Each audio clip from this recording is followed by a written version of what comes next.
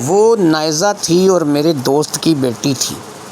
اس وقت رات کو 11:15 بس اسٹاپ پر کھڑی شاید آخری بس کا انتظار کر رہی تھی جو رات کو 2 بجے آتی تھی اور اسے اس کے مطلوبہ شہر لے کر کے جائے گی۔ میں اس روٹین سے واقف تھا کہ وہ بس ٹھیک رات کو 2 بجے یہاں پر آتی ہے اور یہاں سے 2:30 سے 2:45 بجے وہ ہمارے مطلوبہ شہر جہاں کا میں بھی رہنے والا تھا اور جہاں کی نائزہ بھی رہنے والی تھی وہ نائزہ کو لے کر کے جائے گی۔ ظاہری بات ہے کہ نائزہ کو بھی اس بس کی روٹین کے بارے میں علم ہوگا، اسی لیے تو آدھی رات کو وہ وہاں اس بس اسٹاپ پر اکیلی کھڑی اس بس کا انتظار کر رہی تھی۔ 2-3 اور بھی سواریاں تھیں، 2-3 اور بھی لوگ تھے، لیکن ظاہری بات ہے کہ میری نظر نائزہ پر تھی کیونکہ نائزہ کوئی غیر نہیں تھی، وہ میرے دوست کی بیٹی تھی۔ یہ میرے دوست کی وہ بیٹی تھی کہ جسے تقریباً 7-8 سال کی عمر سے میں نے اپنی گود میں کھلایا تھا اور یہ اب جوان ہو چکی تھی، اور نہ صرف کہ جوان ہو چکی تھی بلکہ آج سے 2 سال پہلے میرے دوست نے اس کی شادی کر کے دی تھی۔ ابھی تک اس کے کوئی بچہ تو نہیں تھا، لیکن یہ اپنے شوہر کے ساتھ کسی علاقے میں رہتی تھی جہاں پر یہ بس اسٹاپ پر کھڑی تھی، شاید ان کا گھر بھی اسی علاقے میں تھا۔ ایسے میں ظاہری بات ہے کہ میں نے اسے دیکھا تھا تو مجھے ایک بات کی پریشانی ہوئی تھی کہ اتنی رات کو یہ اکیلی یہاں کیا کر رہی ہے، کیونکہ ظاہری بات ہے کہ اتنی رات کو اکیلا اس کا یہاں پر کھڑے ہونا کسی اچھی بات کی علامت نہیں تھا۔ وہ آنے والی گاڑی کا اگرچہ انتظار کر رہی تھی، لیکن ظاہری بات ہے کہ یہ وقت اس کے شوہر کے ساتھ یا اس کے اپنے گھر میں ہونے کا تھا، نہ کہ یہاں پر کھڑے ہو کر کے کسی گاڑی کا انتظار کرنے۔ میں ایک جگہ گیا ہوا تھا جہاں پر میرے پھپھو زاد بھائی کی بیٹی کی سالگرہ تھی، اور زندگی میں پہلی بار میں نے پینٹ کوٹ اور ٹائی پہنی تھی۔ میں ہمیشہ ہی سلوار قمیض میں رہتا تھا اور میں نے کبھی بھی اس سے پہلے جو ہے یہ پینٹ کوٹ اور ٹائی والا لباس نہیں پہنا تھا، لیکن وہاں پر جب میں اپنے اس پھپھو زاد بھائی کی بیٹی کے سالگرہ میں گیا تھا تو سب لوگوں نے میری اس اٹائر کو لے کر کے تعریف کی تھی اور کہا تھا کہ آپ ایسا کپڑا پہنا کرو، یہ آپ پر بڑا جچتا ہے۔ میں کوئی بوڑھا آدمی نہیں تھا، میں صرف اس وقت 36-37 سال کا ایک ایسا شخص تھا جو کہ غیر شادی شدہ تھا۔ غربت کی وجہ سے ابھی تک میری شادی نہیں ہوئی تھی۔ میں اسی شہر میں جس شہر میں نائزہ کی رہائش تھی ایک شو روم پر، گاڑیوں کے شو روم پر کام کرتا تھا۔ یہ گاڑیوں کا شو روم بالکل شہر کے اندر نہیں تھا، شہر شروع ہونے سے کافی پہلے ہی یہ گاڑیوں کا شو روم تھا اور اس شو روم کے اوپر میں کام کرتا تھا۔ وہاں بھی اپنی ہی اجارہ داری تھی۔ میرا جو شو روم کا مالک تھا وہ ایک ہفتہ تک شو روم پہ نہیں آتا تھا۔ جو لوگ آتے تھے گاڑی خریدنے یا بیچنے کے لیے ان سے زیادہ تر میں خود ہی ڈیل کرتا تھا، اور اتنا تھا کہ جب بھی میرا من کہیں جانے کا چاہتا تھا میں وہیں سے کوئی گاڑی نکالتا تھا اور اس کو لے کر کے چلا جاتا تھا۔ خاص طور پر میری کوشش ہوتی تھی کہ میں کوئی چھوٹی گاڑی مہران وغیرہ یا اس قسم کی گاڑی لے کر کے نکلوں، کیونکہ اس میں میری بچت تھی۔ ایک تو پٹرول کم لگتا تھا، دوسرا اگر گاڑی کوئی کام نکالتی تھی تو میں 2-4 ہزار روپے لگا کے اسے ٹھیک کروا لیتا تھا۔ مکینک بھی میرا اپنا یار دوست تھا، اس لیے میں گاڑی کو لے کر بے فکری سے نکل آتا تھا۔ میں ایک اچھا ڈرائیور تھا، اس لیے مجھے زیادہ فکر نہیں ہوتی تھی کہ گاڑی کو کسی جگہ مار دوں گا یا گاڑی سے کوئی حادثہ کر دوں گا، اور اسی طریقے سے میں اپنے معاملات جو ہے وہ چلاتا چلا جا رہا تھا۔ مجھے بس اس چیز کا ایڈوانٹیج تھا کہ جو گاڑی کا شو روم جس میں میں کام کرتا تھا اس کا مالک ایک ہفتے بعد 3-3 4-4 5-5 دن بعد کبھی چکر لگاتا تھا، اور وہ بھی بس ایسے کہ جیسے بس صرف میرا حال چال پوچھنے آیا ہے۔ اس نے مجھے اچھی تنخواہ پہ ملازم رکھا ہوا تھا، اس لیے اسے کسی چیز کی فکر نہیں تھی، اور میں شو روم پہ بیٹھ کے سارا دن اپنی من مانی کرتا تھا، کھاتا اپنی مرضی کا تھا، پیتا اپنی مرضی کا تھا، اور کسی قسم کی پریشانی مجھے نہیں تھی۔ ایسے میں جب میں نائزہ کے پاس پہنچا میں آپ کو بتاتا چلوں کہ مجھے زکام تھا، جس کی وجہ سے میں نے اپنے چہرے کو باقاعدہ ماسک کے ساتھ لپیٹ رکھا تھا، جس کی وجہ سے نائزہ مجھے ظاہری بات ہے کہ اس اٹائر میں خاص طور پر کہ جب اس نے مجھے بچپن ہی سے سلوار قمیض نے دکھا تھا تو وہ مجھے اس اٹائر میں خاص طور پر جب میرے بال بھی سلیقے سے بنے ہوئے تھے وہ نہیں پہچان سکے گی۔ میں نے گاڑی کی بریک بالکل نائزہ کے پاس جا کر کے لگائی اور اسے پوچھا کہاں جانا ہے، آپ اس وقت یہاں پہ کیوں کھڑی ہو اور کہاں جانے کا ارادہ ہے؟ کہنے لگی جانا تو میں نے گھر ہے، اور ظاہری بات ہے کہ میرا گھر جیسا کہ آپ بھی شاید اسی طرف جا رہے ہیں اسی طرف ہے، لیکن میں گاڑی کے انتظار میں کھڑی ہوں کہ جو رات کو 2 بجے آئے گی اور میں اس میں بیٹھ کر کے گھر جاؤں گی۔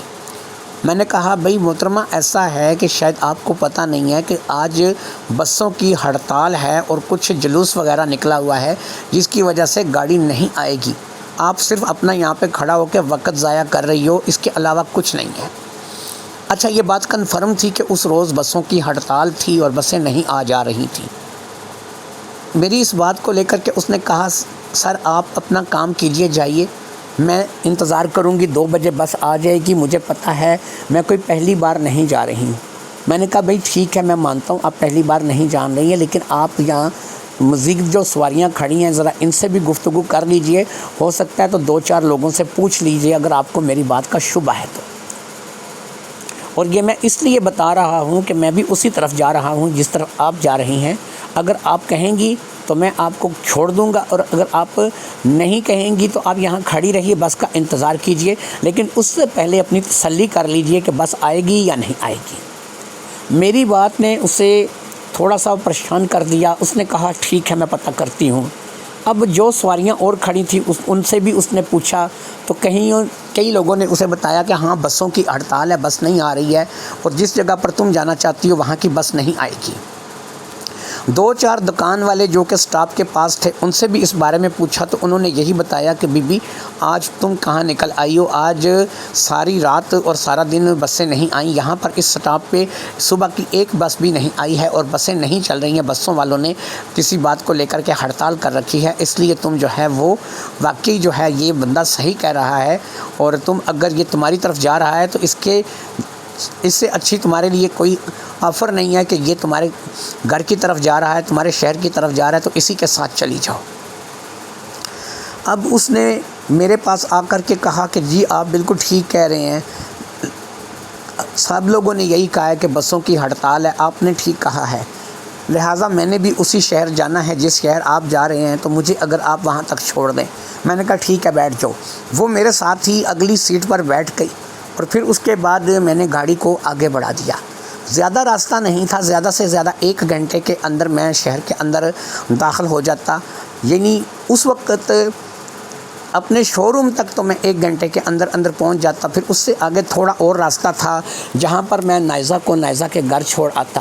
مجھے نائزہ کا گھر بھی پتہ تھا، میں نائزہ کے باپ کو بھی جانتا تھا، اور مجھے نائزہ کی ساری فیملی کا بھی علم تھا۔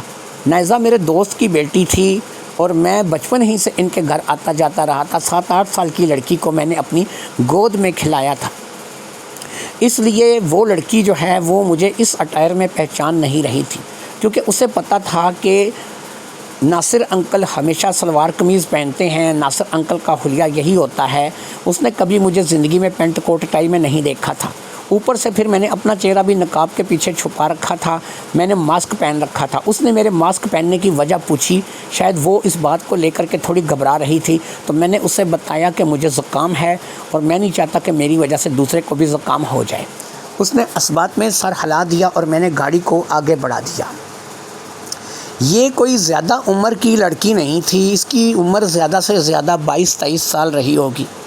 آج سے 2 سال پہلے میرے دوست حبیب نے اس کی شادی کر کے دی تھی، یہ حبیب کی بیٹی تھی۔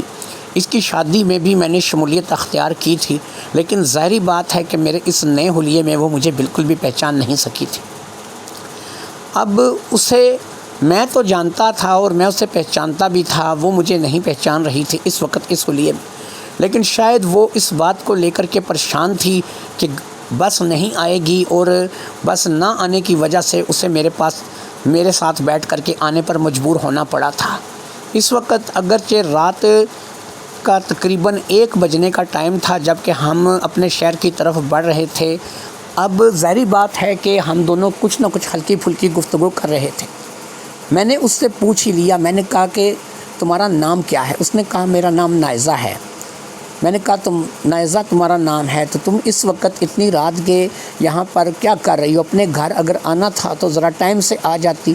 میں نے اسے یہ نہیں جتایا کہ تم اسی علاقے میں بیاہی ہوئی ہو جہاں سے میں نے تمہیں اٹھایا ہے، کیونکہ میں اسے یہ باور کرانا ہی نہیں چاہتا تھا کہ میں اس کا انکل ہوں۔ اس نے کہا جناب ایسا ہے کہ میری اور میرے شوہر کی لڑائی ہو گئی تھی، جس کی وجہ سے میرے شوہر نے مجھے اتنی رات کو گھر سے نکال دیا۔ وہ ایسا ہی شخص ہے، میں نے کئی بار اسے اوائڈ کیا، کئی بار میں نے جو ہے کوشش کی کہ وہ انسان کا بچہ بن جائے، لیکن وہ اپنی حرکتوں سے باز نہیں آتا۔ 2 سال میری شادی کو ہونے کو آئے ہیں، کوئی بچہ نہیں ہے، لہٰذا وہ اس بات کا مجھے قصوروار ٹھہراتا ہے۔ وہ مجھے بانجھ اور پتہ نہیں کیا کیا کہتا ہے۔ اوپر سے اس کی بہنیں، اس کی مائیں ہیں، اس کی ماں ہے، وہ بھی اس کا ساتھ دیتی ہے۔ لہٰذا میں اب اس ماحول سے تنگ آ چکی ہوں، مجھے کچھ سمجھ میں نہیں آ رہا تھا کہ میں کیا کروں کیا نہ کروں، لہٰذا میں لڑ کے گھر سے نکل آئی۔ اور تو اور اتنی آپ اس بات کو لے کر کے سوچیں کہ میں کب سے یہاں اس جگہ آ کر کے بس کا انتظار کر رہی ہوں۔ اسے پتہ بھی ہے کہ میں اپنے گھر کو جاؤں گی اور بس کے ذریعے سے جاؤں گی اور بس 2 بجے سے پہلے نہیں آتی ہے، لیکن میں تقریباً 1 گھنٹے سے یہاں کھڑی بس کا انتظار کر رہی ہوں۔ حرام ہے کہ وہ مجھ سے ملنے کے لیے آیا ہو، میرے پیچھے آیا ہو، یا اس نے یہاں پر آ کر کے مجھے جو ہے وہ گھر لے جانے کی کوشش کی ہو۔ اس لیے میں اب اپنے ابو سے سیدھی بات کروں گی، ابو کو بولوں گی کہ ابو اس شخص کے ساتھ میں مزید اپنی زندگی کو برباد کرنے کا سوچ بھی نہیں سکتی۔ اب میں نے اس سے پوچھا کہ کیا وجہ ہے تمہارا شوہر جو ہے وہ اس قدر، یعنی کہ اولاد 2 سال میں ہو جائے ایک ضروری تو نہیں ہوتی، لیکن تمہارا شوہر اس بات کو لے کر اتنا واویلا کر رہا ہے۔ کہنے لگی وہ تو اتنا زیادہ واویلا نہیں کرتا، اصل واویلا اس کی بہنیں اور اس کی ماں جو ہے وہ کر رہی ہے۔ ہمیں پوتا چاہیے، ہمیں یہ چاہیے، ہمیں وہ چاہیے، پتہ نہیں میں اب ان کو کہاں سے پوتا لا کے دوں۔ بہرحال میں جو ہے اب تنگ آ گئی ہوں اس زندگی کو گزار کے۔ یقین کیجئے کہ میں نے 2 سال میں کوئی سکھ کا سانس نہیں لیا۔ وہ میرے دوست کی بیٹی تھی، سچ پوچھو تو میری بھی بیٹی کی ہی جگہ تھی، لیکن اس وقت ظاہری بات ہے کہ میں اسے بیٹی کی جگہ نہ تو سوچ سکتا تھا نہ تصور کر سکتا تھا۔ ایک 22 سال کی لڑکی جو کہ آدھی رات کو میرے ہتھے لگی تھی، مجھے پتہ تھا کہ وہ میرے دوست خبیب کی بیٹی ہے، لیکن ظاہری بات ہے کہ میں اسے اس کے گھر لے جانے کا ارادہ نہیں رکھتا تھا۔ میں اسے کہاں لے جانے کا ارادہ رکھتا تھا یہ بات بھی میں نے سوچ لی تھی، اور میں نے اس بات کو اپنے ذہن میں بٹھا لیا تھا۔ شہر میں داخل ہونے سے تقریباً 15 سے 20 منٹ پہلے سیدھے ہاتھ پہ ایک سڑک اندر جاتی تھی، جو کہ کافی دور جا کر کے ایک مکان پہ ختم ہوتی تھی۔ یہ مکان میرے ایک دوست نعیم کا تھا جو کہ دبئی میں ہوتا تھا۔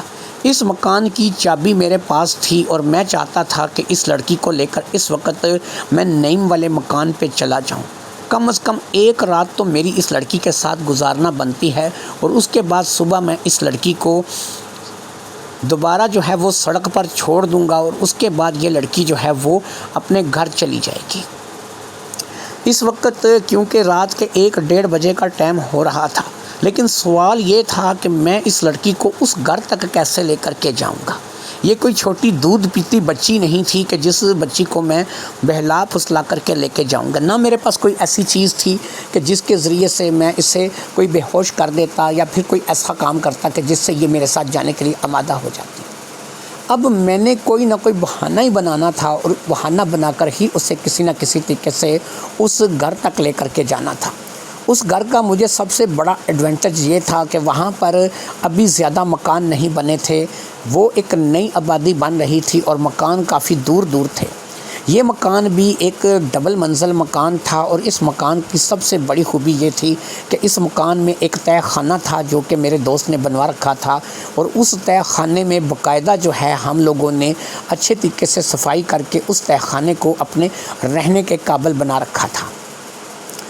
کیونکہ میں کئی بار اس تہہ خانے میں جا کر کے نیچے بچھے ہوئے بیڈ پر رات گزار سو چکا تھا۔ وہاں پر ہر چیز کی سہولت تھی، پنکھا لگا ہوا تھا، اے سی لگا ہوا تھا اور ہر قسم کے سردی گرمی کے بستر وہاں پر موجود تھے، ڈبل بیڈ لگا ہوا تھا۔ یہ ایک کمرہ تھا جو کہ تہہ خانے کی شکل میں نیچے زمین میں بنایا گیا تھا، اور اس کمرے کی سب سے بڑی خصوصیت یہ تھی کہ ایک دفعہ جب آپ اس کمرے کے اندر داخل ہو جائیں تو آپ جتنا بھی زور سے چلائیں آپ کی آواز باہر نہیں جاتی تھی۔ یہی ایڈوانٹیج اس مکان کا تھا کہ جو میں آدھی رات کو اس کا فائدہ اٹھانا چاہتا تھا، لیکن ظاہری بات ہے کہ ایک لڑکی جو کہ 22 سال کی جوان لڑکی ہے، اسے اس گھر تک لے کر جانا، پھر اس نیچے تہہ خانے میں لے جانے پر آمادہ کرنا، اور پھر اس کے بعد اسے نیچے تہہ خانے میں لے جا کر کے اس کے ساتھ وہاں پر رات بسر کرنا، یہ خالہ جی کا گھر نہیں تھا، یہ بہت ہی زیادہ مشکل امر تھا۔ لیکن میں اب کیونکہ فیصلہ کر چکا تھا کہ مجھے اس موقع کو گنوانا نہیں ہے اور مجھے اس موقع سے فائدہ اٹھانا ہے، لہٰذا اب میرے اندر ایک ہی بات چل رہی تھی کہ میں اسے کسی نہ کسی طریقے سے اس گھر تک لے کر کے جاؤں۔ خیر اب وہ جگہ قریب آتی جا رہی تھی جہاں سے میں نے مڑ کر کے اس مکان کی طرف جانا تھا، یعنی وہ سڑک بالکل قریب آتی جا رہی تھی۔ زیادہ سے زیادہ اور 5 منٹ کی ڈرائیونگ کے بعد میں اس جگہ پر پہنچ جاتا کہ ایسے میں ایک دم سے میں نے گاڑی کو روک دیا اور اپنا سر پکڑ کر اسٹیئرنگ پر رکھ دیا اور ایسے بیہیو کرنے لگا کہ جیسے مجھے بہت ہی زیادہ پریشانی کا سامنا کرنا پڑ رہا ہے۔ اس نے مجھے دیکھا تو وہ بھی پریشان ہو گئی۔ اس نے کہا کہ آپ کو کیا ہوا ہے؟ میں نے کہا کہ مجھے شوگر کی تکلیف ہے اور میں انسولین کا انجیکشن لیتا ہوں، کبھی کبھی اچانک حملہ ہوتا ہے اور میرا شوگر لیول بڑھ جاتا ہے۔ میں یہاں اپنے گھر سے زیادہ دور نہیں ہوں، میرا گھر یہاں قریب ہی ہے، اگر تم کہو تو میں ایک انسولین کا انجیکشن لے لوں۔ میرے پاس اس وقت دوائی بھی نہیں ہے، صرف انجیکشن ہی ہے جو کہ اس وقت میں لے لوں۔ یہ دیکھو اس وقت میری کیا حالت ہو رہی ہے۔ میں نے جان بوجھ کر ڈرامہ کرتے ہوئے اپنے آپ کو بے جان سا ظاہر کیا۔ اس نے کہا ٹھیک ہے، آپ کا گھر کہاں ہے؟ میں نے کہا زیادہ دور نہیں ہے، لیکن کسی نہ کسی طریقے سے میں وہاں پر چلا ہی جاؤں گا۔ میں نے اسے پوچھا، مجھے پتا تھا کہ اسے گاڑی چلانی نہیں آتی۔ میں نے کہا تمہیں گاڑی چلانی آتی ہے؟ کہنے لگی نہیں مجھے ڈرائیونگ نہیں آتی۔ میں نے کہا چلو کوئی بات نہیں، اگر تمہیں ڈرائیونگ نہیں آتی میں کسی نہ کسی طریقے سے وہاں تک تمہیں لے جاؤں گا اور میں ایک دفعہ انجیکشن لے لوں گا تو میں ٹھیک ہو جاؤں گا۔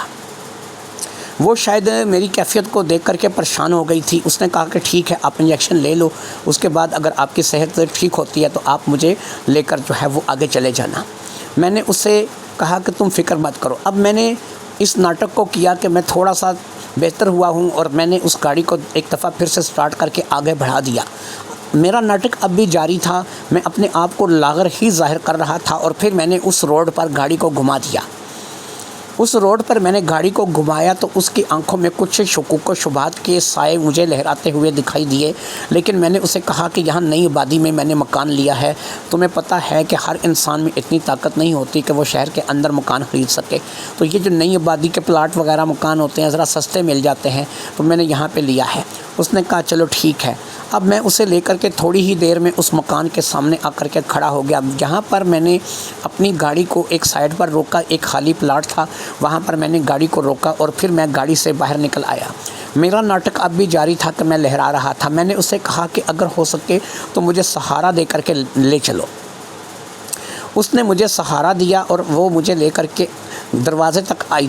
یہاں پر تالا لگا ہوا تھا، میں نے جیب سے اسے چابی نکال کر کے دی اور میں نے کہا کہ اسے کھول لو، اور میں جو ہے وہ اب ہو سکے تو جہاں پر بیٹھ جاتا ہوں تم اسے کھولو۔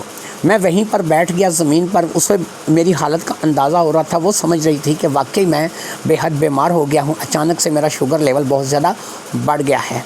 پھر اس نے تالا کھول دیا تو میں اس کے سہارے اندر آ گیا۔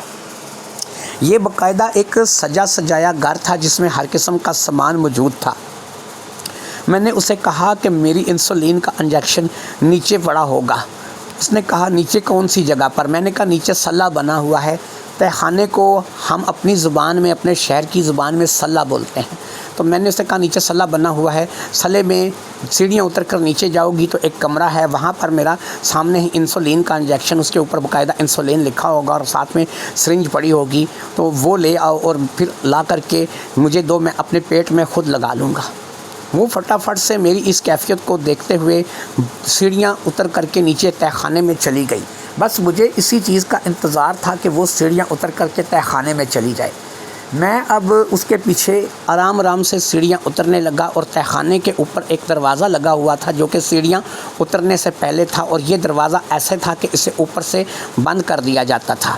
میں نے اس دروازے کو بند کیا، اگر اندر بھی روشنی تھی، ایسا نہیں تھا کہ اندھیرا تھا، اس لیے وہ آسانی سے سیڑھیاں اتر کر کے نیچے چلی گئی تھی۔ میں نے اوپر دروازہ بند کیا اور آہستہ آہستہ سیڑھیاں اترتا ہوا اس کے پیچھے آ گیا۔ اس نے مجھے آتے ہوئے دیکھا تو وہ تھوڑی سی ڈر گئی، لیکن اس نے مجھے کہا کہ یہاں پر کوئی انجیکشن یا سرنج دکھائی نہیں دے رہا ہے۔ میں نے کہا کہ اس دراز میں دیکھو جو بیڈ کے پاس ہے، شاید اسی دراز میں پڑا ہوگا۔ مجھے کہنے لگی کہ آپ یہاں پہ نیچے کیوں آ گئے، آپ کو چاہیے تھا کہ آپ اوپر ہی رکتے۔ میں نے کہا ایسا کوئی مسئلہ نہیں، میں تمہیں صرف بتانے کے لیے آیا تھا کہ کہاں پر انجیکشن ہو سکتا ہے۔ اوپر والا دروازہ میں بند کر کے آیا تھا، اس لیے مجھے امید تھی کہ یہاں سے اندر سے اب آواز باہر نہیں جا رہی ہوگی، اس لیے مجھے یہاں پر کسی قسم کا خطرہ نہیں تھا۔ یہ ایک بڑا ہال تھا جو کہ تہخانے کی شکل میں تھا۔ یہاں پر ڈبل بیڈ لگا ہوا تھا، پنکھا تھا، اے سی تھا، کپڑے تھے، ہر چیزیں پڑی ہوئی تھیں، اس لیے یہ ایک بہترین جگہ تھی میرے رات گزارنے کے لیے۔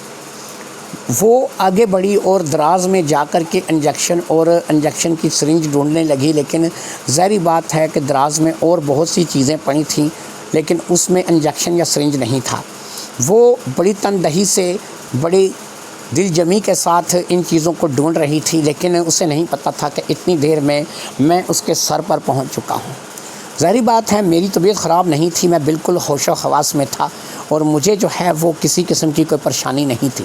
میں ہٹا کٹا ایک صحت مند آدمی تھا، لہٰذا وہ اپنے ہی دھیان دراز کو دیکھے چلی جا رہی تھی، اور دراز کی چیزیں جو ہیں وہ اٹھا کر کے باہر ٹیبل پر رکھ رہی تھی، لیکن اسے نہیں پتہ تھا کہ میں اس کے سر پر پہنچ چکا ہوں۔ اتنے میں میرا سیدھا ہاتھ گھوم کر کے اس کے آگے کی طرف آیا، اور میں نے اسے پورے طریقے سے دبوچ لیا۔ اسے پتہ چل چکا تھا، ایک دم سے اسے اندازہ ہو گیا تھا کہ وہ پھنس چکی ہے۔ وہ ایک دم سے مڑی، اس نے اپنے آپ کو مجھ سے، میری گرفت سے چھڑانا چاہا، لیکن میری گرفت بے حد مضبوط تھی، اور وہ ایک دبلی پتلی سی لڑکی تھی جو کہ ظاہری بات ہے کہ میرے گرفت سے آسانی سے نہیں نکل سکتی تھی۔ وہ میری نیت، میرے ارادے بانپ چکی تھی۔ اب اس نے اپنے آپ کو چھڑانے کی کوشش ترک کر دی اور میری منت سماجت کرنے لگی، میرے آگے ہاتھ جوڑنے لگی۔ اس نے اونچی اونچی چلا کر بھی متوجہ کرنے کی کوشش کی، لیکن ظاہری بات ہے ایک تو یہاں پر گھر دور دور تھے، اور دوسرا یہ ہے کہ یہاں پر کسی کے آنے کا اس وقت کوئی امکان نہیں تھا۔ میں نے اسے بیڈ کی طرف دھکا دیا، اور وہ بیچاری لڑکھڑاتی ہوئی بیڈ کے اوپر جا کر کے گر گئی، اور پھر میں نے بڑی لائٹ کو، یعنی کہ جو بڑی لائٹ جل رہی تھی ٹیوب لائٹ، اسے میں نے بند کر دیا۔ ٹیوب لائٹ کو بند کرنے کے بعد اب 0 پاور کے بلب کی روشنی تھی۔ وہ پتہ نہیں کیا کیا کہہ رہی تھی، لیکن اس کی کوئی بھی آواز میری سماعت سے نہیں ٹکرا رہی تھی۔ میں ایسے جیسے کہ سننے کی قوت سے عاری ہو چکا تھا۔ میرے اندر بس اب ایک ہی آرزو تھی، ایک ہی خواہش تھی کہ جس مقصد کے لیے میں اسے یہاں پر لے کر کے آیا ہوں، بس اپنے اس مقصد کو پورا کروں اور یہاں سے نکلتا بنوں۔ پھر ظاہری بات ہے کہ کب تک ایک 20-22 سال کی لڑکی ایک 37-38 سال کے کڑیل کا مقابلہ کیسے کر سکتی تھی، لہٰذا وہ ہمت ہار گئی، اور اس کی ہمت ہارنے کی دیر تھی کہ میں شیر ہو گیا۔ وہ رات وہاں پر ہم نے گزاری، اور جب صبح کا دن نکلنے لگا، اس وقت 5 بج رہے تھے۔ 5 بجے میں نے اسے اپنے کندھے پہ اٹھا کر کے وہاں سے اس تہخانے سے باہر نکلنا مناسب سمجھا۔ جو حالت میں اپنی ظاہر کر رہا تھا کہ مجھے انسولین کی ضرورت ہے، میرا شوگر مسئلہ ہو گیا ہے، اس وقت اس سے زیادہ حالت اس کی خراب تھی۔ وہ لاغر کمزور سی، اس وقت اس سے چلا بھی نہیں جا رہا تھا۔ میں اسے لے کر کے اوپر گاڑی کے پاس آیا، اس وقت ہلکی ہلکی روشنی ہو رہی تھی۔ فجر کب کی ہو چکی تھی۔ میں نے اسے گاڑی کی پچھلی سیٹ پر لٹایا، اور پھر لٹانے کے بعد میں نے اچھے طریقے سے گاڑی کے دونوں طرف کے شیشے بند کر دیے۔ گاڑی میں نے اے سی چلا لیا تھا کیونکہ یہ گرمیوں کے دن تھے۔ صبح 5 بجے اچھی خاصی روشنی ہو چکی تھی اور اب مجھے یہاں سے نکلنا تھا۔ اس کو لے کر کے میں اس گاڑی میں وہاں سے نکل آیا۔ قریب 10 منٹ کے بعد میں مین روڈ کے ساتھ آ جڑا اور پھر مین روڈ سے میں اس طرف بڑھنے لگا کہ جس طرف اس کے گھر کا راستہ جاتا تھا۔ میرا اندازہ تھا کہ میں اسے کسی ایسی جگہ چھوڑوں گا جہاں سے وہ آسانی سے اٹھ کر کے اپنے گھر کے لیے روانہ ہو جائے گی اور اسے اپنے گھر میں جا کر کے رہنے میں کوئی پریشانی نہیں ہوگی۔ لہٰذا میری گاڑی جو ہے اب شہر کے اندر داخل ہو چکی تھی۔ وہ پچھلی سیٹ پر پڑی تھی لیکن اسے کوئی ہوش نہیں تھا۔ وہ ایسا ظاہر کر رہی تھی کہ جیسے وہ بے ہوش ہے یا پھر اس کو اتنا زیادہ طاقت نہیں تھی کہ وہ اٹھ کر کے کھڑی ہو سکے۔ ایک ایسی لڑکی جسے 6-7 سال کی عمر میں آپ نے اپنے گود میں کھلایا ہو، جس کے باپ کے ساتھ آپ کی دوستی ہو، جس کی باپ کے ساتھ آپ نے زندگی کا ایک طویل عرصہ گزارا ہو اور اس کے گھر میں آپ بچپن سے آتے جاتے ہوں، تو ایسی لڑکی جو ہے وہ آپ کے ہاتھے اس طریقے سے چڑھے تو مجھے نہیں پتہ کہ آپ کا کیا فیصلہ ہوگا۔ لیکن ایک اکیلی لڑکی اگر آدھی رات کو اپنے گھر سے نکل آئے اور ایک اکیلے مرد سے ٹکرا جائے، خاص طور پر ایک ایسا شخص کہ جس کی شادی بھی ابھی نہ ہوئی ہو اور غیر شادی شدہ شخص ہو، تو ظاہری بات ہے کہ اس شخص کے پاس ان باتوں کے علاوہ اور کوئی چارہ نہیں، جیسا کہ میں نے کیا تھا۔ میں ایک ایسا انسان تھا کہ میں ظاہری بات ہے کہ اس موقع کو جانے نہیں دے سکتا تھا۔ کہتے ہیں نا کہ بہتی گنگا سے سارے ہی ہاتھ دھو لیتے ہیں، اس لیے میں نے بھی اس بہتی گنگا سے ہاتھ دھونا مناسب سمجھا تھا۔ وہ دبلی پتلی سی لڑکی ظاہری بات ہے کہ میرا مقابلہ نہیں کر پائی تھی اور میں نے اس سے بھرپور فائدہ حاصل کر لیا تھا۔ اب میں شہر کے اندر داخل ہو چکا تھا اور پھر جب میں شہر کے اندر داخل ہوا تو تھوڑی ہی دور میں مجھے اب باقاعدہ جو ہے اس علاقے تک پہنچ جانا تھا جس علاقے میں وہ رہتی تھی۔ یہاں پر میں دیکھ رہا تھا کوئی ایسی جگہ جہاں پر میں اسے اتار دوں۔ اس وقت کیونکہ صبح کا ٹائم تھا، آمد و رفت بہت کم تھی، اس لیے میں اسے کسی بھی جگہ پر اتار سکتا تھا۔ یہ ایک ایسا ہوٹل سا تھا جو کہ ابھی بند تھا، صبح کا ٹائم تھا، کھلا نہیں تھا۔ اس ہوٹل کے آگے جو ہے وہ کچھ لکڑی کے بینچ تھے جو کہ لگے ہوئے تھے، شاید یہیں پر کوئی بندہ اپنا کوئی سٹال وغیرہ لگاتا تھا، اس کے لکڑی کے بینچ پڑے ہوئے تھے۔ ان کو باقاعدہ جو ہے وہ سنگلی لگی ہوئی تھی، ان کے ساتھ تالا لگا ہوا تھا۔ میں نے گاڑی کو بالکل ان بینچوں کے قریب جا کر کے روکا اور پھر میں دروازہ کھول کر کے نیچے اتر آیا۔ میں نے گاڑی کا دروازہ کھولا، اسے اٹھا کر کے میں نے باہر نکالا اور ان بینچوں کے اوپر اسے لٹا دیا۔ اس کے بعد میں دوبارہ اپنی گاڑی میں آیا، دروازوں کو بند کیا، اچھے طریقے سے گاڑی کو صاف کیا اور پھر اس گاڑی کو لے کر کے ایک دم فراٹے سے نکل گیا۔ میں نے وہاں سے گاڑی کو یو ٹرن لیا تھا کیونکہ میں اب شو روم کی طرف جانا چاہتا تھا جو کہ پیچھے رہ گیا تھا۔ میں شو روم میں آ کر کے سب سے پہلے میں نے اس گاڑی کو جو ہے وہ انڈر گراؤنڈ کیا۔ ہمارے ہاں شو روم میں بھی ایک ایسا سسٹم بنا ہوا تھا کہ جہاں پہ اوپر نیچے کمرہ بنا ہوا تھا، اس لیے میں نے اس گاڑی کو نیچے والے کمرے میں ایک ڈھلان سی تھی جس کے ذریعے سے نیچے والے کمرے میں گاڑی کو کھڑا کیا جا سکتا تھا۔ یہ بہت کم کسٹمرز کو پتہ تھا، حبیب کو بھی اس بات کے بارے میں پتہ نہیں تھا کہ یہاں پر ایک نیچے ڈھلان ہے جس کے ذریعے سے گاڑی کو وہاں پہ کھڑا کیا جا سکتا ہے۔ یہ گاڑی پہچانی جا سکتی تھی، لیکن ظاہری بات ہے کہ اگر وہ گھر میں جا کر کے گاڑی کے بارے میں کچھ بتائے گی بھی اور حبیب اگر مجھ سے ملنے آ بھی جاتا ہے تو اسے یہ گاڑی نہیں دکھے گی۔ دوسرا یہ ہے کہ مجھے نہیں پتہ تھا کہ اس نے مجھے پہچانا تھا یا نہیں پہچانا تھا۔ اگر اس نے مجھے پہچان لیا ہوتا تو کم از کم وہ مجھے ایک مرتبہ نام سے ضرور مخاطب کرتی۔ باقی میرے اندر کا ایک ڈر ضرور تھا کہ کسی بھی وقت اگر اس نے مجھے پہچان لیا تھا یا پھر وہ جان گئی تھی کہ میں کون ہوں تو مجھے اپنے آپ کو بچانا تھا۔ مجھے یہی ظاہر کرنا تھا کہ میں تو اس کام میں شامل ہی نہیں تھا، اس لیے میں اپنے شو روم میں آ کر کے لیٹ گیا تھا اور پھر قریب 9 بجے کے قریب میں نے شو روم کو اوپن کر دیا۔ میرے دل کے اندر بس ایک ہی بات چل رہی تھی کہ اسے میں نے 5-6 بجے کے قریب اس ہوٹل کے ان بینچوں پر لٹایا تھا، اسے کب ہوش آیا ہوگا، وہ کب گھر گئی ہوگی، کب وہ اپنے باپ کے پاس پہنچی ہوگی، اس نے وہاں جا کر کے کیا بتایا ہوگا۔ یہ وہ تمام باتیں تھیں کہ جو ظاہری امر ہے کہ میں سوچ رہا تھا، لیکن ان باتوں کے بارے میں مجھے کچھ بھی پتہ نہیں تھا۔ حبیب کے ساتھ، جو کہ اس کا باپ تھا، میری اس طریقے سے ملاقات تھی کہ ہم ہر دوسرے تیسرے دن ایک دوسرے سے ملاقات کرتے تھے، ہر دوسرے تیسرے دن ہماری گفتگو ہوتی تھی۔ اس لیے اس بات کو جو ہے وہ فراموش نہیں کیا جا سکتا تھا کہ اگر آج نہیں تو کل وہ میرے ساتھ رابطہ کرے گا۔ اور پھر ایک چیز اور تھی کہ حبیب دل کا بڑا ہلکا تھا، اس کے پیٹ میں کوئی بات نہیں رہتی تھی۔ اگر نائزہ کے حوالے سے کوئی بات ہوئی ہوگی تو وہ کسی اور کو وہ بات بتائے نہ بتائے، مجھے ضرور بتائے گا، کیونکہ میں کم از کم 17-18 سال سے اس کا دوست تھا اور اس کے دکھ درد کا ساتھی تھا۔ اس کے وہ وقت میرے ساتھ گزرے تھے کہ جس کا اسے نے ہمیشہ جو ہے وہ میرے لیے جو ہے وہ ایک اچھا دوست رہا تھا اور میں اس کے لیے ایک اچھا دوست رہا تھا۔ میرے اندر ایک گلٹی تھی کہ میں نے جو کیا ہے غلط کیا ہے، لیکن ظاہری بات ہے کہ ایک شخص کے جو غیر شادی شدہ ہو اور پھر اس کی عمر بھی اتنی ہو چکی ہو، اگر وہ ایسی کوئی غلطی کر جاتا ہے تو اس کی یہ غلطی نہیں کہلاتی، بس اس موقع کا فائدہ کہلاتی ہے۔ اس روز میں شو روم کھول تو چکا تھا اور اب اسی بات کے انتظار میں تھا کہ حبیب میرے پاس آئے یا پھر اس کی کوئی کال آئے، لیکن ایسا سارا دن نہیں ہوا۔ دن گزر گیا اور رات ہو گئی اور مجھے تھوڑا سا اطمینان ہو گیا۔ نہ تو کوئی کال آئی تھی اور نہ ہی کسی قسم کا کوئی بات ہوئی تھی، نہ حبیب میرے پاس آیا تھا۔ اس لیے میں نے اس بات کو جان لیا کہ نائزہ کو اس بات کے لیے پتہ نہیں چلا کہ سامنے کون تھا یا پھر نائزہ کو کون اس مکان میں لے کر کے گیا۔ اگلا دن بھی آیا اور پھر بیت گیا اور 2 دن گزر چکے تھے کہ نہ تو حبیب نے میرے ساتھ رابطہ کیا اور نہ ہی جو ہے حبیب میرے ساتھ رابطے میں آ رہا تھا۔ تیسرے دن جا کر کے حبیب کی کال مجھے آئی۔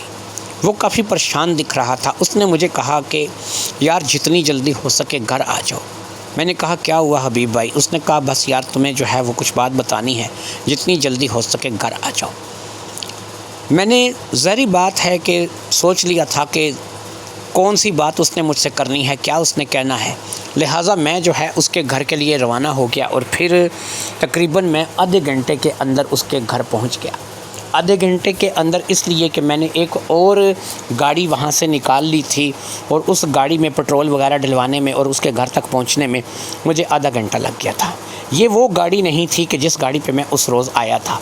اس وقت میں نے اپنی پوشاک بھی بدل دی تھی، یعنی میں نے اپنے کپڑے بدل دیے تھے۔ میں ویسے ہی سلوار قمیض میں تھا جیسے کہ میں ہمیشہ ہوا کرتا تھا۔ وہ پینٹ کوٹ اور ٹائی والا جو سوٹ تھا میں نے اسے باقاعدہ ضائع کر دیا تھا اور میں نے اس کو آگ لگا کر کے اس کی راکھ بنا کر کے پھینک دی تھی۔ مجھے اتنا تھا کہ لوگ دنیا بھر میں پینٹ کوٹ ٹائی پہنتے ہیں، لیکن آج تک میں نے کیوں نہیں پہنی تھی، اس لیے وہ میری پہچان بن سکتی تھی۔ اگر میں اس سوٹ کو دوبارہ پہنتا تو ہو سکتا ہے کہ نائزہ مجھے لاکھوں میں پہچان لیتی کہ یہی ہے، اس لیے میں نے اس سوٹ کو ضائع کر دیا تھا۔ سلوار قمیض کو پہن کر کے میں اپنی نئی گاڑی میں یعنی کہ جو میں نے وہاں سے نکالی تھی آدھے گھنٹے میں اس کے گھر پہنچ گیا۔ جب میں اس کے گھر پہنچا تو وہاں پر تو حالات ہی بہت زیادہ بگڑے ہوئے تھے۔ اصل میں حبیب کی 3 بیٹیاں تھیں اور تینوں بیٹیاں جو ہیں ظاہری بات ہے کہ ایک کے پیچھے ایک جوان تھی۔ یہ جو سب سے بڑی والی تھی جو 22 سال کی تھی، جسے 2 سال پہلے شادی کر کے دی تھی، یہ نائزہ تھی۔ نائزہ کے پیچھے کلثوم تھی اور کلثوم کے پیچھے جو ہے وہ مدیحہ تھی۔ کلثوم نائزہ سے چھوٹی تھی، تقریباً 17 یا 18 سال کی رہی ہوگی، اور اس کے بعد مدیحہ تھی جو کہ 14 یا 15 سال کی رہی ہوگی۔ میں نے دیکھا کہ حبیب بہت ہی زیادہ پریشان ہے اور اس پریشانی کو لے کر کے ظاہری بات ہے کہ میں نے بھی اسے دیکھا تو میں نے بھی پریشان ہونے کا ناٹک کیا اور میں نے کہا حبیب بھائی کیا ہوا ہے، آپ تو بہت پریشان دکھائی دے رہے ہو۔ کہنے لگا کہ یار بات ہی پریشانی کی ہے، میں نے تمہیں اسی لیے بلایا ہے کہ تم جو ہے وہ میرے دوست ہو اور 15-18 سال ہو گئے ہیں کہ ہم لوگوں کی دوستی ہے، اس لیے تم مجھے کوئی اچھا مشورہ دو گے۔ میں نے کہا مجھے بتاؤ کہ کیا مشورہ دینا ہے اور کیا ہے، کس بات کو لے کر کے تم پریشان ہو۔ اس نے کہا کہ ایسا ہے کہ میری بڑی بیٹی کی شادی جیسے کہ تمہیں پتہ ہے تمہارے سامنے ہی ہوئی تھی، لیکن 2 سال سے کوئی اولاد نہیں ہوئی۔ پھر میرے داماد نے اس سے مار پیٹ کر کے آدھی رات کو گھر سے نکال دیا۔ اس کے بعد کوئی خبیث آدمی اس سے ملا جو کہ گاڑی میں اسی طرف آ رہا تھا۔ اس نے اس سے لفٹ لے لی، وہ دھوکے سے اسے ایک گھر میں لے گیا اور اس کے ساتھ زیادتی کی۔ پھر وہ اسے ایک ایسی جگہ پر اتار کر کے چلا گیا کہ جہاں سے اسے ہوش آیا تو یہ گرتی پڑتی اپنے گھر تک پہنچی۔ میں نے کہا چلو یہ ایسا کچھ ہو گیا تو تم نے مجھے بتایا کیوں نہیں؟ اس نے کہا بتاتا ہوں۔ اب ایسا ہے کہ کسی نہ کسی طریقے سے اس کے شوہر کو ہم لوگوں نے خبر کی ہے، اس کو بتایا ہے کہ تمہاری بیوی کے ساتھ یہ حادثہ ہوا ہے، کیونکہ ہم نہیں چاہتے کہ کوئی بات اپنے داماد سے چھپائے۔ اس بے غیرت نے جب یہ بات سنی ہے تو وہ طلاق دینے پر اتارو ہو گیا ہے۔ اس نے کہا کہ میں اب اس لڑکی کو نہیں رکھوں گا، میں اسے طلاق دوں گا۔ ہم نے اس کی بڑی منت سماجت کی ہے لیکن وہ نہیں مان رہا۔ ادھر جب اس سے بات کرتے ہیں، نائزہ سے یہ بھی کہتی ہے کہ میں اس شخص کے ساتھ اپنی زندگی نہیں گزار سکتی، وہ لوگ مارتے پیٹتے ہیں، بات بات پہ تانے دیتے ہیں، تو ایسے میں تم ظاہری بات ہے کہ اس کے چچا ہو، میرے دوست ہو، مجھے مشورہ دو میں کیا کروں۔ میں نے کہا دیکھو حبیب، میں ایک بات تمہیں کہوں گا، بیٹیاں جو ہوتی ہیں نا بڑی نازک ہوتی ہیں۔ اگر تمہاری بیٹی وہاں پہ نہیں رہنا چاہتی تو اس کی وجہ ہوگی۔ ظاہری بات ہے کہ کون سی لڑکی ہے کہ جسے 2 سال میں تانے اور مار پیٹ ملے اور پھر وہ اس گھر کو بھی بسانے کا سوچے۔ بہتر یہی ہے کہ تم کچھ عرصے کے لیے ان لوگوں کو ان کے حالات پر چھوڑ دو۔ اگر وہ لوگ سمجھوتا کریں گے، اپنی روش بدلیں گے، مارنے پیٹنے سے توبہ کریں گے اور آ کر کے اسے عزت و احترام کے ساتھ لے کر کے جائیں گے تو پھر تم جو ہے وہ اسے وہاں پر بھیج دینا۔ لیکن اگر انہوں نے ایسا نہیں کیا تو پھر اس کی شادی جو ہے یہ نہ ہی رہے تو اچھا ہے، کیونکہ ایسے لوگوں کے ساتھ وقت گزارنا اس کے لیے زیادہ اچھا نہیں ہے۔ پھر اس کے بعد اگلی بات یہ ہے کہ اگر وہ اس بات کو لے کر کے اسے طلاق دینے پر اتارو ہو گیا ہے تو اس میں اس کا کیا قصور ہے؟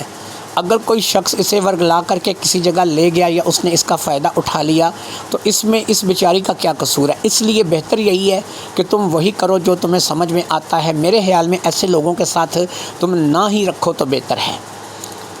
اب حبیب نے کہا مسئلہ یہ ہے کہ جب یہ آئی تو اس کو اس کے چچا نے اٹھایا تھا۔ چچا نے دیکھا کہ یہ گھر کے دروازے کے پاس گری پڑی ہے۔ اس کی چچی بھی ساتھ ہی تھی جو کہ غیروں سے بیاہ کر کے ہم لوگ لائے ہیں۔ اب ظاہری بات ہے کہ اس نے جب آ کر کے ہمیں گھر میں سب کچھ بتایا، دیوار کے ساتھ دیوار جڑی ہوئی ہے، گھر کے ساتھ گھر جڑا ہوا ہے۔ چچا اور چچی نے بھی ساری بات کو سن لیا ہے۔ رشتہ دار برادری میں اس کی خاص طور پر جو چچی ہے وہ رشتہ دار برادری میں اس بات کو ایسے پھیلائے گی کہ جیسے ثواب کا کام ہے۔ اس کے بعد یہ بتاؤ کہ میری بیٹی کے ساتھ شادی کون کرے گا؟ اسے کون آگے اپنائے گا؟ کون ہے جو اس کے ساتھ اپنا گھر بسانا پسند کرے گا؟ اس لیے بہتر یہی ہے کہ پہلے والا گھر جو اس کا بسا ہوا ہے وہی اگر بچ جائے تو بہتر ہے۔ میں نے کہا کہ ٹھیک ہے، تم ایسا کرو کہ چند روز ان لوگوں کو ٹائم دو، اگر وہ لوگ کچھ سمجھداری کا مظاہرہ کرتے ہیں تو ٹھیک ہے، اور اگر انہوں لوگوں نے سمجھداری کا مظاہرہ نہیں کیا تو پھر جو ہے جیسا حالات ہوں گے ویسے فیصلہ کر لیں گے۔ میں وہاں سے نکل آیا۔ مجھے اب صحیح پوچھیں تو دکھ ہو رہا تھا کہ میری وجہ سے ایک بکھیڑا کھڑا ہو گیا ہے، لیکن ایک بکھیڑا صرف میری وجہ سے کھڑا نہیں ہوا تھا، میں قصوروار ضرور تھا، لیکن صرف اتنا ہی کہ میں اسے ورگلا کے لے گیا اور میں نے اس کا تھوڑا فائدہ اٹھا لیا۔ لیکن اصل قصوروار تو وہ لوگ تھے کہ جو 2 سال سے اسے اپنے گھر رکھے ہوئے تھے، اس کو بے اولادی کے تانے دے رہے تھے اور اس کو باقاعدہ جو ہے وہ اس بات پہ زد و کوب کر رہے تھے کہ وہ لڑکی جو ہے وہ اپنی اب وہاں پہ رہنا نہیں چاہتی تھی، جانا نہیں چاہتی تھی۔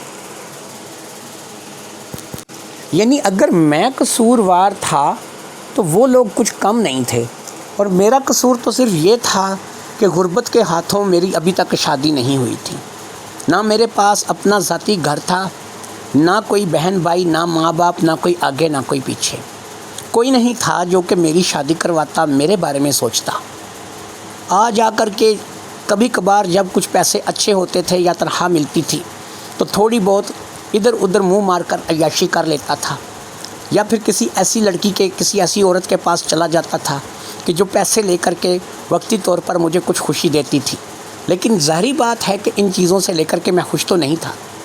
اور پھر اس روز جب یہ مجھے آدھی رات کو ملی میرے ذہن کو بدلنا بنتا تھا، کیونکہ ظاہری بات ہے یہ ایک نوجوان لڑکی تھی، ایک خوبصورت لڑکی تھی، 20-22 سال کی، ایک ایسی لڑکی کہ جس کے بارے میں مجھے پتہ بھی تھا اور جسے مجھے یہ پتہ بھی تھا کہ میں اسے قابو کر لوں گا اور یہ میرے قابو میں آ جائے گی۔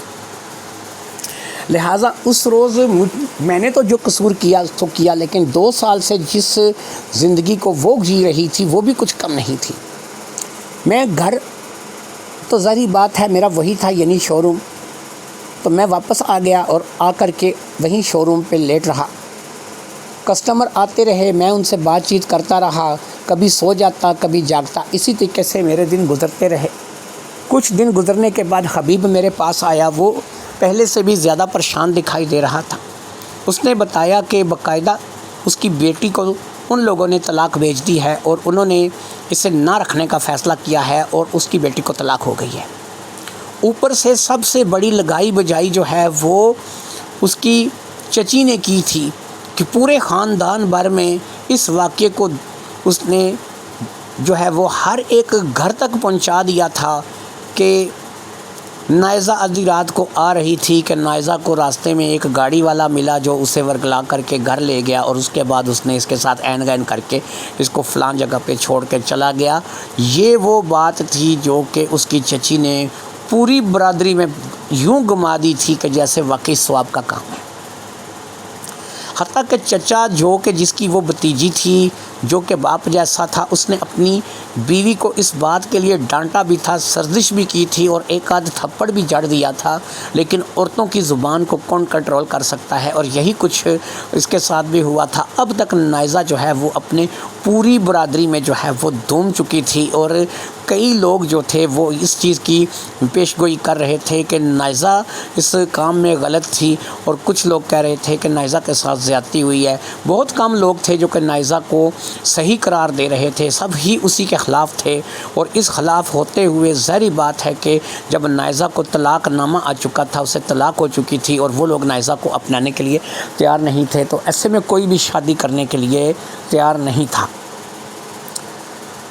میری عمر کیونکہ 37-38 سال تھی، میں اس کے باپ کا دوست تھا، میں چاہ کر بھی نہیں کہہ سکتا تھا کہ حبیب میں حاضر ہوں، میری شادی کروا دو، مجھے جو ہے وہ نائزہ دے دو، میں اس سے شادی کر لوں گا، میرے ساتھ اس کی شادی کروا دو، کیونکہ میں اگر ایسی بات کرتا تو یہ میرے لیے جو ہے وہ بہت ہی زیادہ پریشانی کا باعث ہوتی۔ کیوں کہ میں چاہتا تھا کہ اگر یہ بات وہ لوگ خود سامنے سے کریں تو یہ بات کچھ اور میں نے رکھتی ہے، میں کروں گا تو ظاہری بات ہے کہ 15-20 سال کی بنی ہوئی عزت خاک میں ایک لمحے میں مل جائے گی، اور پھر ہو سکتا ہے کہ میں اس بات کو کر کے اتنا برا پڑ جاؤں کہ آج کے بعد ہمارا تعلق واسطہ ہی ختم ہو جائے۔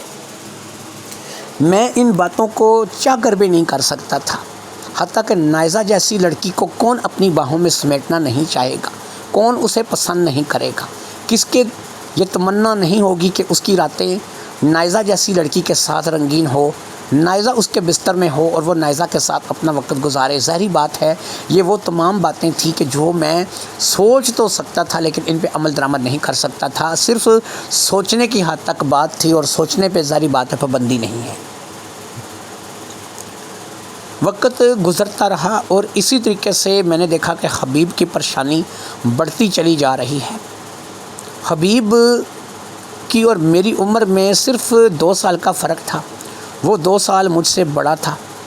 جو بیوی وہ بیاہ کر کے لایا تھا جس سے نائزہ پیدا ہوئی تھی، وہ 6 سال مجھ سے چھوٹی تھی، اور 8 سال وہ ظاہری بات ہے کہ حبیب سے چھوٹی تھی۔ 3 بچیاں یک کے بعد دیگرے اس میں سے پیدا ہوئی تھیں، اور ظاہری بات ہے کہ ان 3 بچیوں میں سے سب سے بڑی نائزہ، اس کے بعد کلثوم اور اس کے بعد مدیحہ تھی، اور ظاہری بات ہے کہ نائزہ پہ اس وقت میں نظر جمائے ہوئے تھا۔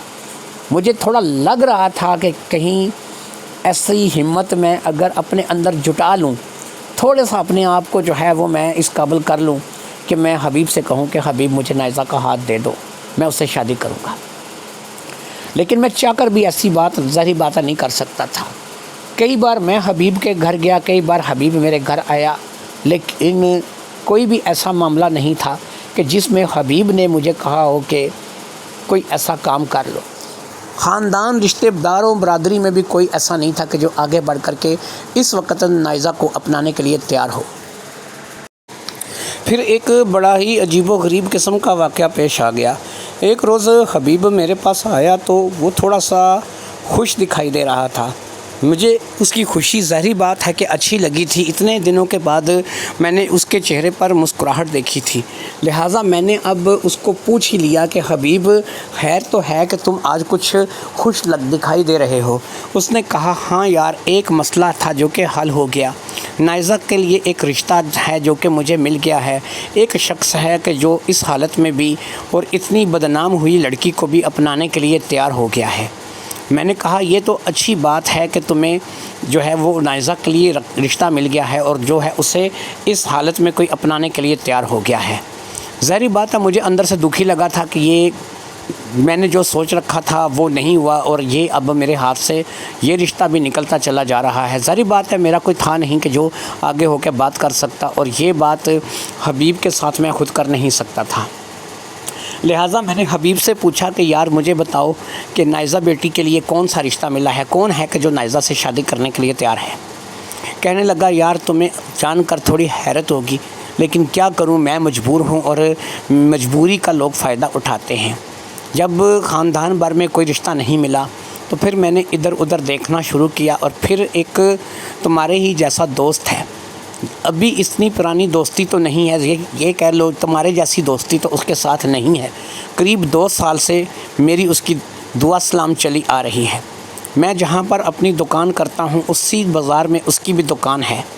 وہ ایک پٹھان ہے اور کہیں سے اس نے اس بات کی سنگن لے لی کہ میری بیٹی کے ساتھ کچھ ایسا حادثہ ہوا ہے اور کوئی اس کا رشتہ قبول کرنے کے لیے تیار نہیں ہے۔ یار ایسا ہے کہ اس کی بیوی مر چکی ہے اور اس کے 4 بچے ہیں۔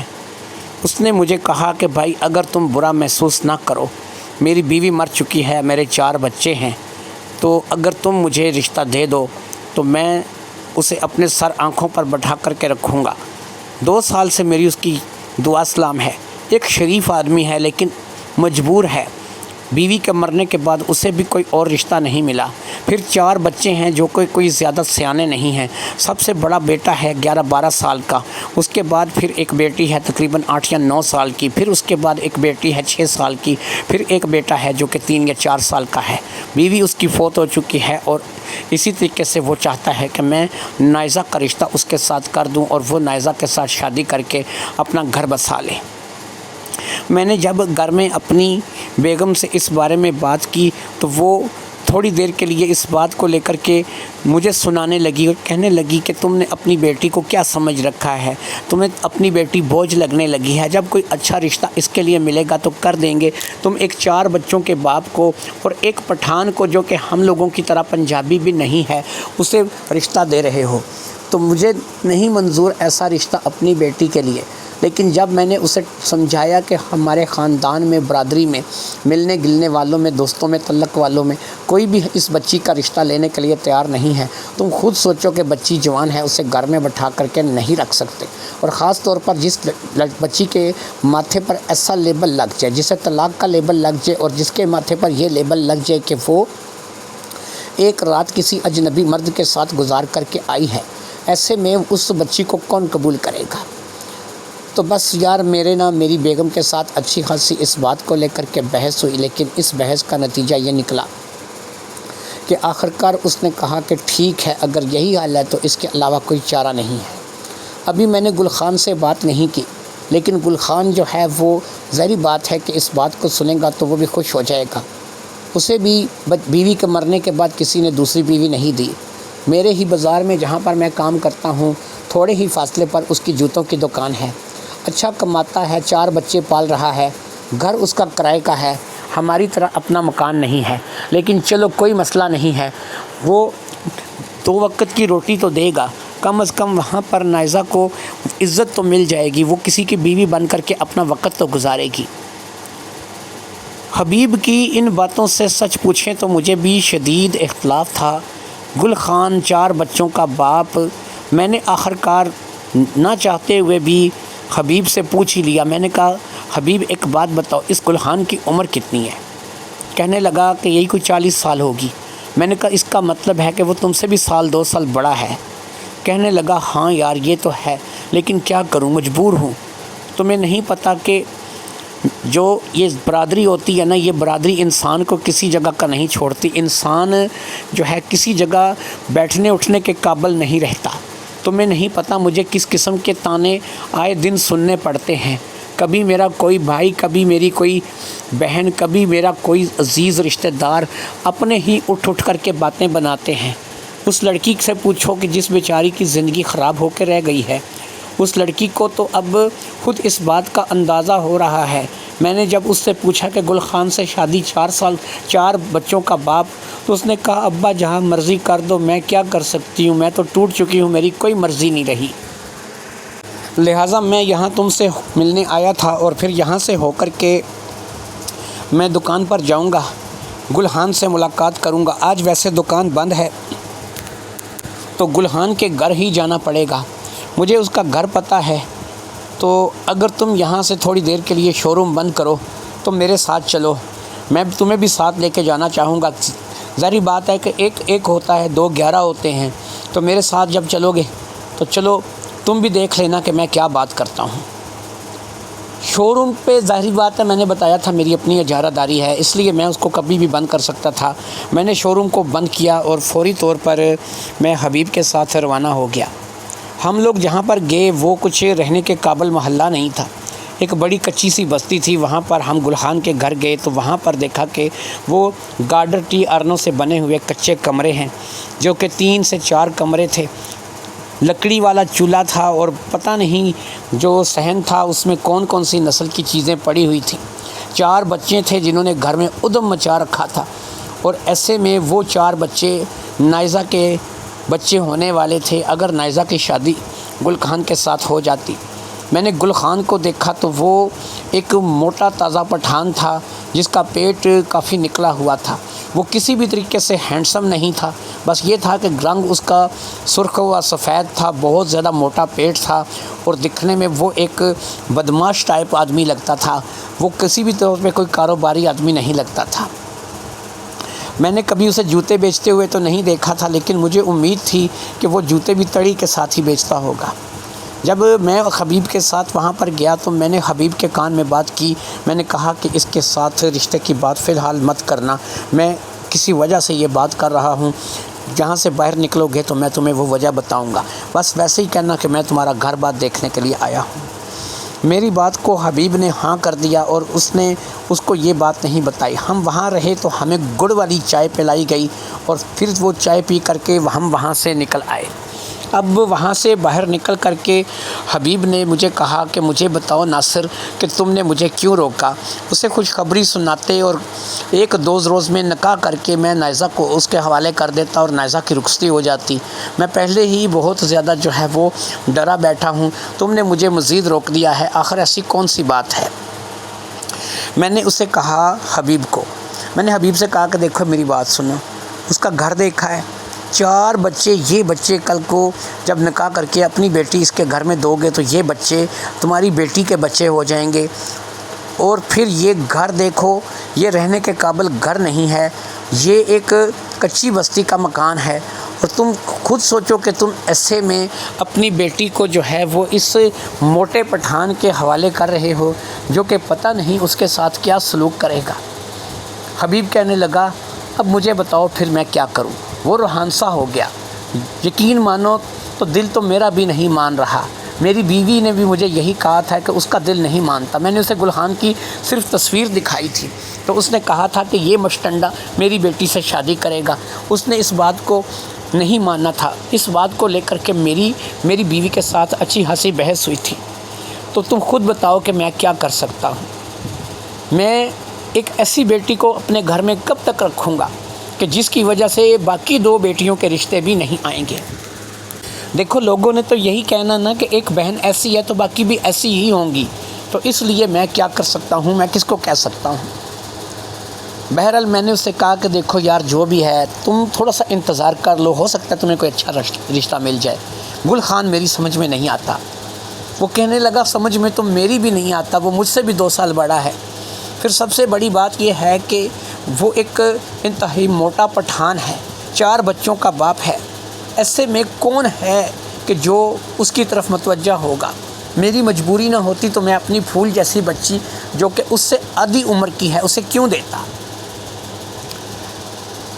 ہم اسی طرح باتیں کرتے ہوئے اس کچی بستی سے باہر آ گئے تھے۔ میں اپنی گاڑی لے کر ہی گیا تھا جو کہ میں نے شو روم سے لے لی تھی۔ اسی گاڑی میں نے حبیب کو بٹھایا۔ حبیب بھی ایک مڈل کلاس فیملی سے تعلق رکھنے والا اپنے مکان کا مالک تھا، اس کی دکان بھی اپنی تھی، مکان بھی اپنا تھا، لیکن اس کے باوجود بھی وہ بیچارہ اس وقت شدید مصیبت میں تھا۔ وہ اپنی بیٹی کو ایک ایسے اندھے کنویں میں دھکا دینے کے لیے بھی تیار تھا کہ جس میں اس کی بیٹی جو ہے وہ بچے گی یا مر جائے گی اس کا اندازہ نہیں تھا۔ اب میں نے سوچ لیا تھا کہ بہت ہو چکا ہے، میں نے بہت اس بات کو برداشت کر لیا ہے، لہٰذا میں نے اس سے کہا یار حبیب ایک بات میرے سمجھ میں آتی ہے، اگر تم اس بات کو سمجھو تو۔ اس نے کہا کون سی بات؟ تم میرے 17-18 سال سے دوست ہو، تم نہیں بتاؤ گے تو کیا بتاؤ گے؟ اگر تمہیں کوئی اچھی بات سمجھ میں آتی ہے تو بتاؤ۔ میں نے کہا یار ایک آدمی ہے میری نظر میں، اس کی عمر گلہان کے مقابلے میں تو کم ہے، لیکن 35-36 سال کا تو وہ بھی ہوگا۔ حبیب نے کہا اچھا، پھر یہ ہے کہ وہ شخص غیر شادی شدہ ہے اور ایسی کسی کچی بستی میں بھی نہیں رہتا اور اس کے کوئی 4 بچے بھی نہیں ہیں۔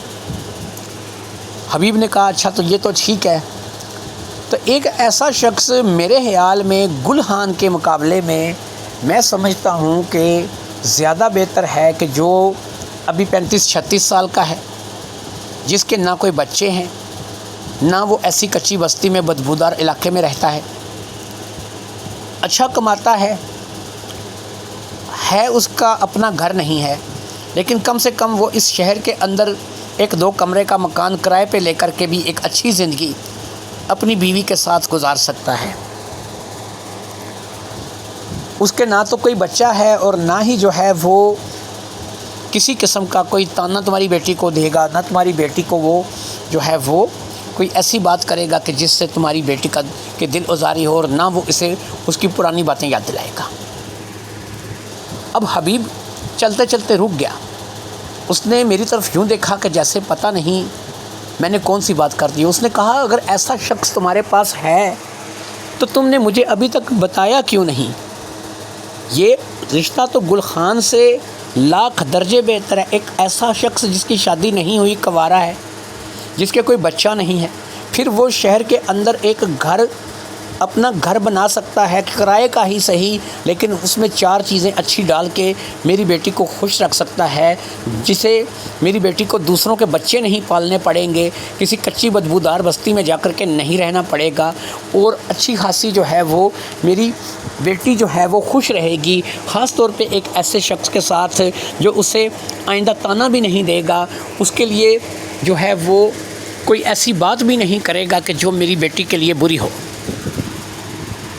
اگر ایسا شخص تمہاری نظر میں کوئی ہے تو مجھے بتاؤ یار، یہ تو بہت اچھا رشتہ ہے، کم از کم یہ وہ رشتہ ہے کہ جو نازنین کو بھی پسند آئے گا، جو نازنین بھی اعتراض نہیں کرے گی۔ اب میں نے کہا کہ ٹھیک ہے، میں تمہیں اس شخص کی تصویر دکھاتا ہوں، یہ تصویر تم لے جا کر کے اپنی بیوی کو دکھاؤ، اگر تمہاری بیوی کو یہ تصویر پسند آ جائے اور تمہاری بیٹی اس رشتے کے لیے آمادگی کا اظہار کرے تو پھر اس شخص کے ساتھ رشتہ کروا دینا میرے خیال میں گل خان سے تو بہتر ہی رہے گا۔ اب میں نے اپنے بٹوے سے اپنی ایک تصویر نکالی اور اسے میں نے جو ہے وہ حبیب کو تھما دیا۔ یہ تصویر میں نے حبیب کو ایک بند لفافے میں ڈال کر کے دی تھی اور اسے کہا تھا کہ اس تصویر کو تم گھر جا کے کھولنا، اور یہ تصویر جب تم گھر جا کے کھولو گے تو تبھی تمہیں پتہ چلے گا کہ یہ لڑکا کون ہے۔ فی الحال میں ابھی اس لڑکے کے بارے میں مزید تمہیں کچھ نہیں بتا سکتا۔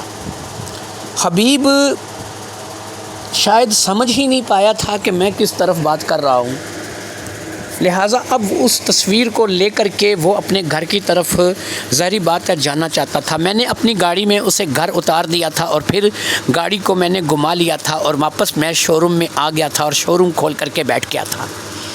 قریب 1 گھنٹے کے بعد ایک کال آئی۔ یہ کال ایک جوش سے بڑی ہوئی کال تھی. یہ کال مجھے نازنین نے کی تھی، جو کہ ظاہری بات ہے کہ حبیب کی بیوی تھی اور رشتے میں میری بھابھی لگتی تھی. اس نے کہا کہ لڑکا ہمیں پسند ہے، ہم اس لڑکے کے ساتھ نائزہ کی شادی کرنے کے لیے اپنی آمادگی کا اظہار کرتے ہیں. یہ واقعی گل خان سے بہت بہتر ہے، نہ تو اس کے بچے ہیں، نہ ہی جو ہے یہ کوئی ایسا شخص ہے کہ جس کے بارے میں ہمیں اعتراض ہو. اس لیے اگر نائزہ کے لیے یہ مل جائے تو ہمیں کیا اعتراض ہو سکتا ہے.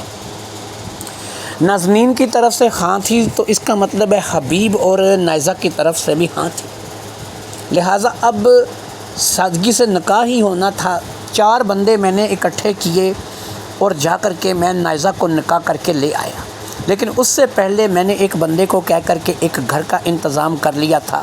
یہ 2 کمرے کچن باتھ میں مشتمل ایک پکا مکان تھا جہاں پر میں اسے لے کر کے آیا تھا. شو روم میں اب یہی تھا کہ صبح چلا جایا کروں گا اور رات کو واپس اپنے گھر آ کے سو جایا کروں گا. اسی لیے میں نے اب ایسا ہی سوچا تھا اور میں نائزہ کے ساتھ شادی کر کے اسے بیاہ کر کے اپنی بیوی بنا کر کے گھر لے آیا تھا. وہ دلہن بنی بیٹھی میرا انتظار کر رہی تھی. آج میری اس کی پہلی رات تھی، ہماری سہاگ رات تھی، اور اس سہاگ رات کو ظاہری بات ہے کہ میں منانے جا رہا تھا. میرے دل میں لڈو پھوٹ رہے تھے. میں من ہی من میں بہت زیادہ خوش تھا. میرے اندر ایک نئی ہی امنگ، ایک نئی ہی آرزو جاگ چکی تھی. ظاہری بات ہے کہ ان تمام باتوں کو لے کر کے میری زندگی ہی بدل گئی تھی. ایک ایسا شخص کہ جسے امید ہی نہ ہو کہ اس کا گھر بس جائے گا یا اس کی شادی ہو جائے گی، اور اس کی اچانک سے اس طریقے سے شادی ہو جائے. ظاہری بات ہے کہ وہ اپنی شادی کو لے کر کے کس قدر خوش ہوتا ہے. میرے ساتھ بھی ایسا ہی تھا. وہ دلہن بنی بیٹھی مسحری پر میرا انتظار کر رہی تھی. آج میں اسے دلہن کے روپ میں اپنے گھر میں بیاہ کر کے لے آیا تھا. ایک ایسی لڑکی جسے میں نے بچپن میں اپنی گود میں کھلایا تھا، اور اب بھی میں اسے اپنی گود میں ہی کھلانے والا تھا، لیکن بس کھیل بدل جائے گا. میں اسے لے آیا تھا دلہن بنا کر. میں نے اس کا گھونگھٹ اٹھایا، رسم پوری کی. وہ شرما گئی. اس نے کہا آپ؟ میں نے کہا ہاں میں. اس نے کہا آج ہماری زندگی کی نئی شروعات ہونے جا رہی ہے. میں بیوی بن کر آپ کے پاس آ گئی ہوں، لیکن میں آج آپ کو ایک بات بتانا چاہتی ہوں جس کا آپ کو نہیں پتہ. میں حیران تھا کہ یہ آج کی رات میں کون سی ایسی بات ہے جو مجھ سے کرنے جا رہی ہے. میں نے کہا اچھا ٹھیک ہے، بتاؤ تم کیا کہنا چاہتی ہو. ظاہری بات ہے آج کی رات باتیں کرنے کی رات ہے، اور ہم اور تم باتیں ہی تو کریں گے. اس نے کہا صرف باتیں تو نہیں ہوں گی میرے اور آپ کے درمیان، اور بھی بہت کچھ ہوگا. لیکن میں آج آپ کو ایک ایسی بات بتاؤں گی جس کا آپ کو بھی نہیں پتہ. میں نے کہا اچھا چلو ٹھیک ہے، مجھے بتاؤ کہ کون سی ایسی بات ہے کہ جس کا مجھے نہیں پتہ اور جو بات تم مجھے بتانا چاہتی ہو. اس نے کہا کہ اس رات جب میں بس اسٹیشن پر کھڑی تھی اور گاڑی کا انتظار کر رہی تھی، جب آپ میرے پاس گاڑی لے کر کے آ کر کے رکے تھے، اگرچہ آپ نے ایک ماسک پہن رکھا تھا اور اپنا حلیہ بدل رکھا تھا، میں نے آپ کو پہلی نظر میں ہی پہچان لیا تھا. مجھے پتا تھا کہ آپ ناصر انکل ہی ہیں. میں اگر آپ کو پہچانتی نہیں اور مجھے یہ پتہ ہوتا کہ ایک اجنبی انسان کے ساتھ مجھے سفر کرنا ہے، تو شاید میں وہ رات وہیں کھڑے گزار دیتی اور میں کسی اجنبی کے شخص کے ساتھ وہاں سے نہ آتی. لیکن جب آپ کو آدھے راستے میں جب آپ شہر میں داخل ہونے والے تھے، مجھے دیکھ کر آپ کی نیت میں فطور آ گیا، تو سچ پوچھیے مجھے بہت بڑا دھچکا لگا تھا. میں آپ پہ اعتبار کر کے اس گھر تک اس لیے چلی گئی تھی کہ مجھے پتا تھا کہ اس ماسک کے پیچھے میرا انکل ہے، جو کہ بچپن میں مجھے اپنی گود میں کھلاتا رہا ہے. لیکن جب آپ نے اپنا روپ بتلا اور آپ مجھ پر حاوی ہوئے اور آپ نے مجھے ایک چڑیا اور خود کو باز سمجھ کر کے مجھے دبوچ لیا، تو میں خاموش ہو گئی. مجھے نہیں پتا تھا کہ آپ اب کیا کرنے کا ارادہ رکھتے ہیں. لیکن پھر جب مجھے پتا تھا کہ اس بات کے بعد میں بدنام ہو جاؤں گی، میں نے یہ بات اپنے گھر والوں سے نہیں چھپانی تھی. مجھے یہ بھی پتا تھا کہ میں اس شخص کے ساتھ زندگی نہیں گزار سکوں گی، مجھے طلاق ہو جائے گی اور میں نے اس شخص کے ساتھ رہنا ہی نہیں تھا. لیکن مجھے یہ پتا تھا کہ میں جب پورے خاندان بھر میں میرا چرچا ہو جائے گا، کوئی بھی میرا رشتہ لینے کے لیے آمادہ نہیں ہوگا. ایسے میں میرا باپ، میری ماں، میرے گھر والے کسی نہ کسی سے میرا رشتہ کرانا چاہیں گے۔ میں اسی انتظار میں تھی کہ کب آپ کی طرف سے میرے رشتے کے لیے آواز آئے گی، کیونکہ مجھے امید تھا کہ آپ کو پتہ ہے کہ آپ ہی نے مجھے برباد کیا ہے، شاید آپ ہی مجھے آباد کریں گے۔ جب گلحان کا رشتہ میرے لیے آیا میں نے اس کے لیے ہاں تو کر دی تھی، لیکن مجھے پتہ تھا کہ شاید جب گلحان کے رشتے کے لیے ابو آپ کو لے کر کے ساتھ جائیں گے تو آپ گلحان کا گھر، گلحان کو دیکھ کر کے اور اس کے بچوں کو دیکھ کر کے شاید آپ کے اندر یہ بات آئے گی کہ نہیں۔ پھر آپ نے نہ چاہتے ہوئے ابو سے بات کر ہی دی۔ جب ابو نے آپ کے لیے مجھ سے بات کی تو میں نے ہاں کر دی، کیونکہ سچ پوچھیں تو مجھے بھی اسی رشتے کا انتظار تھا۔ مجھے پتہ تھا کہ جلد یا دیر سے آپ بولیں گے ضرور۔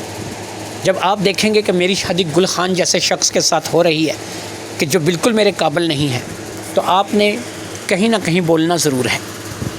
لہٰذا میں اب آپ کو یہ بتا رہی ہوں کہ آپ ایسا مت سمجھیے کہ آپ سوٹ بوٹ ٹائی پہن لیں گے یا آپ اپنی گاڑی بدل دیں گے تو میں آپ کو پہچان نہیں پاؤں گی۔ میں نے آپ کو پہلی نظر میں ہی پہچان لیا تھا، ایک ایسا شخص جس کے ساتھ زندگی کا ایک طویل عرصہ گزرا ہو۔ اگر وہ کسی بھی روپ میں آپ کے سامنے آئے آپ اسے پہچان ہی جاتے ہیں۔ میں نے آپ کو پہچان لیا تھا اور اسی لیے میں آپ کے ساتھ وہاں سے آ گئی تھی۔ اب میں نے کہا کہ ٹھیک ہے، میں مانتا ہوں کہ مجھ سے غلطی ہو گئی تھی۔ تم ایک نوجوان لڑکی ہو، تم خود سوچو کہ ایک ایسا شخص کہ جس کے ساتھ ابھی تک شادی نہ ہوئی ہو، جس کی شادی نہ ہوئی ہو، وہ شخص اپنی زندگی کو کیسے گزار سکتا ہے؟ پھر یہ ہے کہ تم اکیلی تھی، کمزور تھی، لہٰذا میں نے واقعی تم سے فائدہ اٹھانے کا فیصلہ کیا تھا۔ اس بات کو لے کر کے میں بعد میں شرمندہ بھی تھا، لیکن ظاہری بات ہے میں اپنی شرمندگی کا اظہار کسی کے ساتھ بھی نہیں کر سکتا تھا۔